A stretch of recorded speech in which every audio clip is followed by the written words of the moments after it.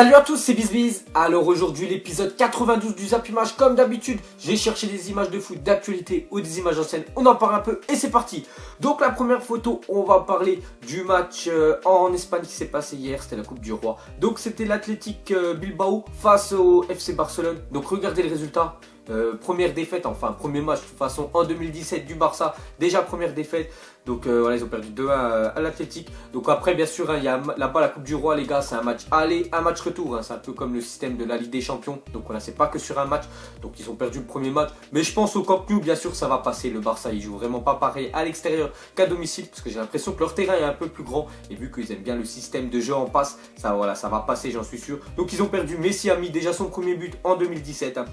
Et l'Athletic, je crois que c'est Aduriz et Inaki Williams qui a mis les buts. Donc voilà les gars, c'était le gros match on va dire hier soir qu'il y a eu en Europe. Ensuite les gars, on va parler de Zlatan Ibrahimovic, a été élu joueur du mois de décembre tout simplement. C'est vrai qu'il a fait une très bonne, bon là je crois qu'ils sont à 6 victoires d'affilée United. Et je crois Zlatan, tous les matchs qu'il a fait, pratiquement tous les derniers matchs, il a marqué à chaque fois un but. Donc on peut dire que c'est mérité quand même son trophée du meilleur joueur du mois de décembre. Donc à mon avis vous risquerez bientôt de le voir pour ceux qui jouent à FIFA. Bien sûr vous pourrez débloquer sa carte, sa carte violette. Voilà, à chaque fois qu'il y a les joueurs du mois en première ligue, vous pouvez bien sûr débloquer sa carte. Donc Zlatan, voilà, et c'est totalement mérité parce que c'est vrai qu'il fait une très bonne, on peut dire fin d'année avec United. Ensuite les gars, on va parler du magnifique Tifo. Donc c'est un club en Tunisie, parce que il y avait un match comment c'était, je crois que c'était avant-hier, PSG face à les clubs africains de Tunis. Donc bien sûr c'est un club en Tunisie, et regardez le magnifique Tifo qu'ils ont fait. Enfin c'est une phrase,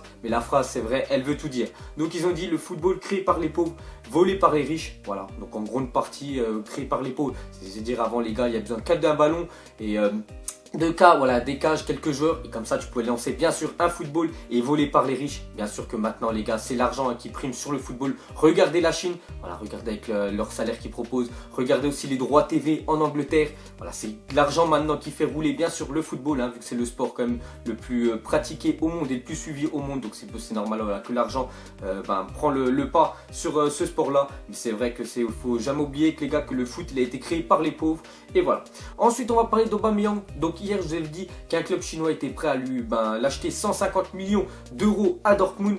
Et donc il a fait une petite, on peut dire une petite déclaration. Donc il a dit: l'argent dans le foot, les footballeurs, on n'y est pour rien. Ce n'est pas nous qui lâchons ces sommes. C'est vrai qu'après, imagine vous en tant que footballeur les gars, si on vous propose encore plus, tant mieux pour vous, bien sûr ça vous fait plus d'argent. Mais voilà, les footballeurs c'est pour rien, c'est surtout voilà, les patrons des boîtes comme ça qui mettent ces sommes là. Après voilà, il a un peu tout dit. Mais bon, je pense qu'Aubameyang quand même il va rester à Dortmund. Il n'a pas trop parlé de ce que je vous ai dit hier, et je pense et j'espère surtout qu'il va rester en Europe et pas partir en Chine. Ensuite un petit transfert officiel, donc on change pas la coutume les gars, tous les transferts ces temps-ci, tous les joueurs en fait, enfin les gros joueurs, ils partent en Chine. Donc cette fois-ci encore un joueur qui part en Chine, donc c'est Obi Mikel. Donc Obi Mikel, déjà il y a quelques temps, enfin, on va dire 1 ou 2 semaines, il y avait des grosses rumeurs, il pouvait partir bien sûr à l'Olympique de Marseille, et en fait pas du tout, il a préféré tout simplement l'argent et avoir un salaire de 8,5 millions d'euros dans un club chinois. On va pas dire c'est lequel parce qu'on s'en fiche un peu, parce qu'on suit pas, enfin moi perso je suis pas le championnat chinois. Peut-être ça viendra, parce que c'est vrai qu'il y a pas mal de gros joueurs quand même qui va là-bas.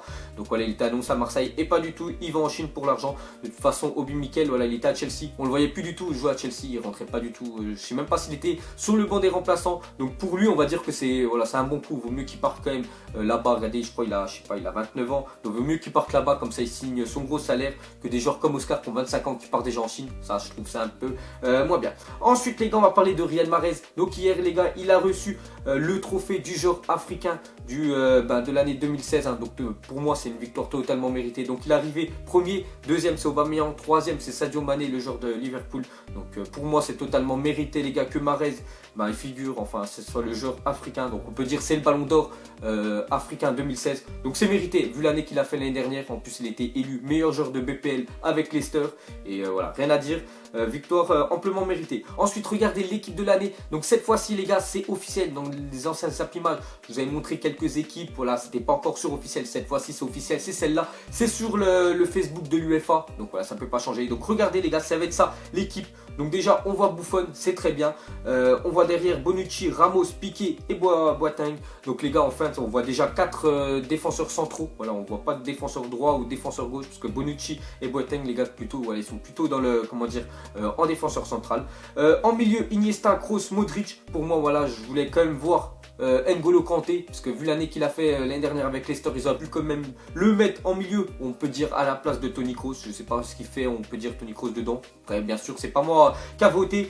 Et le trio, enfin, on peut dire le trio offensif, hein. Donc il n'y a pas une grosse surprise. Ronaldo, Griezmann, Messi. Après, il y en a beaucoup qui avaient dit que Griezmann, voilà, il aurait pu avoir Suarez à sa place. J'ai vu vite fait, vous les gars, vous montez rapidement tous les votes qu'il y a eu. Donc en tout, il y a eu plus de 650 000 votes. Et regardez voilà, les résultats détaillés. Donc les gars, c'est même pas Ronaldo ou Messi qui a été le plus, on peut dire, cliqué dans les équipes. Regardez, c'est qui le joueur qui a récolté le plus de votes, le plus de voix. C'est Sergio Ramos avec 488 000 votes. Donc ça veut dire à chaque fois que quelqu'un faisait une équipe, il mettait voilà, toujours pratiquement Ramos dedans. Après, on voit Ronaldo, Messi, voilà, on voit que les gros joueurs. Et on voit quand même le dernier, celui qui a apparu dans la Totti de justesse, c'est Antoine Griezmann avec 203 926 voix. Et je crois qu'il y avait Suarez, c'était Suarez le 12e, hein, qui était juste derrière. Je sais plus, il y avait vraiment pas beaucoup de voix entre ces deux-là. Donc les gars, c'est pour ça qu'ensuite on voit un petit tweet d'Antoine Griezmann qui met présent dans l'équipe Totti de l'année grâce à vos votes. Donc dites-moi les gars, pour vous en commentaire, si Griezmann s'est mérité qu'il soit dans cette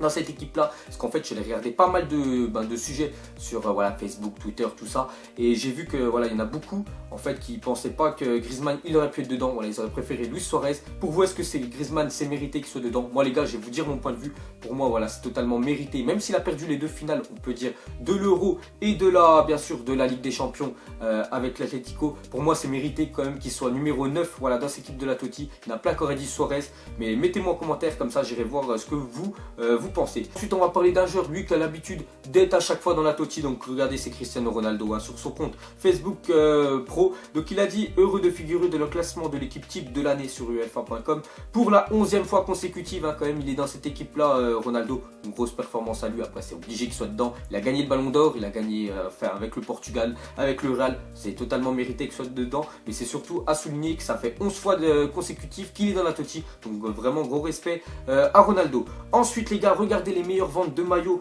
en France. Donc regardez le top 10, hein. On voit quand même c'est le PSG qui vend le plus de maillots en France. Ensuite pour moi j'aurais dit quand même que c'est Marseille, vu qu'on est en France et tout. Et Marseille c'est quand même un club voilà, important en France. Et pas du tout les gars, regardez c'est Manchester United. En 3e Barça, 4e Arsenal, 5e Benfica. C'est vrai qu'on vend pas mal de maillots. Et Marseille il serait que 7e de vente de maillots. Peut-être voilà, c'est à cause peut-être de leur performance qui font pas super. Bon, même si là ça va un petit peu mieux à la fin. Donc regardez ce top 10 des meilleures ventes de maillots en France. Ensuite les gars, on va parler d'Arsenal. Donc c'est vrai, le mode de chambrer d'Arsenal et son classement, mais il ne faut pas oublier que c'est le seul club à avoir gagné le trophée en or pour la saison des Invincibles. 0 défaite en 2003-2004, chose jamais réalisée par une autre équipe de Première Ligue. Voilà les gars, tous ceux qui traitent, enfin tous ceux qui critiquent Arsenal, n'oubliez pas que les gars, il y a à peu près 12-13 ans, Arsenal c'était une équipe, on ne pouvait pas la battre, voilà, ils avaient perdu aucun match en Première Ligue et ils avaient gagné ce magnifique trophée. Ensuite regardez le verdict qu'il y a eu lors du match Metz-Lyon. Donc c'était un match, je ne sais pas si vous vous souvenez les gars, c'était il y a à peu près un mois. En fait le gardien Lopez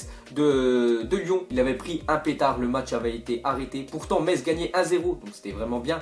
Et voilà, les supporters messins ils ont jeté un pétard, enfin un seul, hein, voilà, je n'ai pas dit tous les supporters, bien sûr il y a un abruti qui a jeté le pétard sur le gardien. Le match a été arrêté, il gagnait 1-0 Metz. Et donc le match, voilà, il n'avait pas été repris. Donc la commission de discipline a rendu son verdict. Donc normalement le match va être rejoué. Donc il va pas repartir à 1-0 bien sûr. Il va repartir au début du match, 0-0. Et surtout pour Metz les gars, ils vont avoir 2 points en moins dans leur classement. Donc ça c'est vraiment compliqué pour eux, hein. Surtout que voilà, ils jouent bien sûr, Metz ils jouent pas le titre, hein. Ils jouent le maintien. Et 2 points en moins quand tu joues le maintien, voilà, c'est vraiment un coup dur.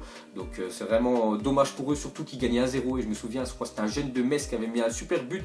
Donc voilà, il ne sera pas compté son but à cause voilà, d'un abruti qui a acheté un pétard. Donc dites-moi les gars ce que vous pensez de cette décision. Moi je la trouve quand même un peu dure pour bien sûr pour Metz, hein. Voilà, qu'un abruti pénalise tout le club et surtout que le club voilà, perd 2 points. Au pire si le match est à rejouer, d'accord, mais qu'ils perdent 2 points dans leur en championnat, Ça c'est compliqué. Et pour finir, regardez ces 5 footballeurs qui sont revenus depuis le début de saison dans leur ancien club. Hein. Donc bien sûr Morata qui était à la Juve, qui est revenu au Real. David Luiz qui est au PSG, qui est revenu à Chelsea. Hummels qui était au Borussia Dortmund, qui est revenu au Bayern.